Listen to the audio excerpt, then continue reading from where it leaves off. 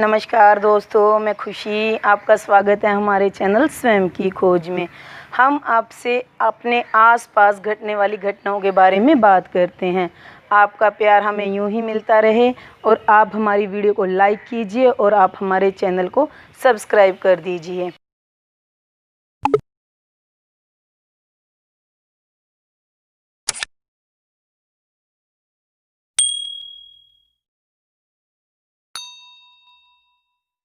हमने आपसे कहा था कि हम इस अस्तित्व में घटने वाली हर घटना जो शक्ति रूपी दुर्गा है उसके बारे में बात करेंगे। तो मार्कंडे जी का लिखा हुआ शास्त्र दुर्गा सप्तशती, हम आज उसमें छिपे रहस्यों के बारे में आपसे बात करने जा रहे हैं।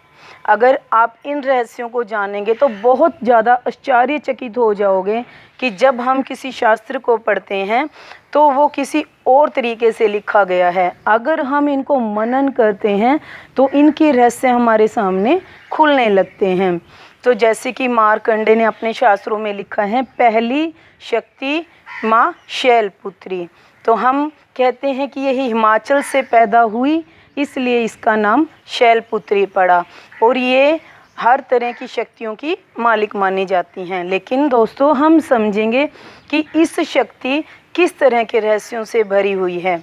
तो माँ शैलपुत्री, शैल यानी पत्थर। जब हम अपने पूरे अस्तित्व को देखते हैं, कण कण ही पत्थरों से भरा हुआ है। चलते हुए झरने, नहरें, जब हम उनमें डुबकी लगाते हैं तो तल में, तह में, पाताल में भी पत्थर हैं। और जब हम आकाशीय उल्का पिंडों की जांच करते हैं, जैसे हमारे विज्ञान ने भी जांचा है कि उल्का पिंड आपस में टकराते रहते हैं और इतना सारा पूरा पत्थरों से हमारा अस्तित्व भरा हुआ है। जमीन, आसमान, पाताल सारा ही पत्थरों से भरा हुआ है। उनके ऊपर मिट्टी की तह चढ़ी हुई है। इसलिए शैलपुत्री इस देवी को कहा जाता है क्योंकि ये कण कण में विराजमान है। जिन पत्थरों पे हमारा अस्तित्व टिका हुआ है, हमारी धरती टिकी हुई है, हमारा आसमान टिका हुआ है, उन पत्थरों में जो शक्ति है, जो एक दृढ़ता है, जो मजबूती है, जो इतना चुंबकीय आकर्षण हमें, इस शक्ति ने हमें कस के पकड़ रखा है, तो इस चीज़ को शैलपुत्री कहा गया है। अगर हम ध्यान से गौर करें कि इस शैलपुत्री को शैलपुत्री का नाम दिया गया, क्यों दिया गया और इसे हिमाचल की पुत्री क्यों कहा गया।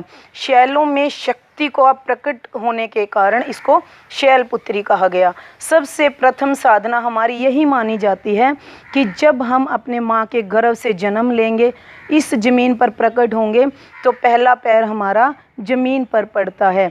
यही शक्ति हमें अपने खड़े होने की शक्ति, हम जब 90 डिग्री के एंगल पे खड़े हुए हैं, ये शक्ति हमें इसी शैलपुत्री से प्राप्त होती है। पूरे अस्तित्व में हम देखते हैं कि एक मनुष्य ही ऐसा है जो 90 डिग्री के कोण पे खड़ा है।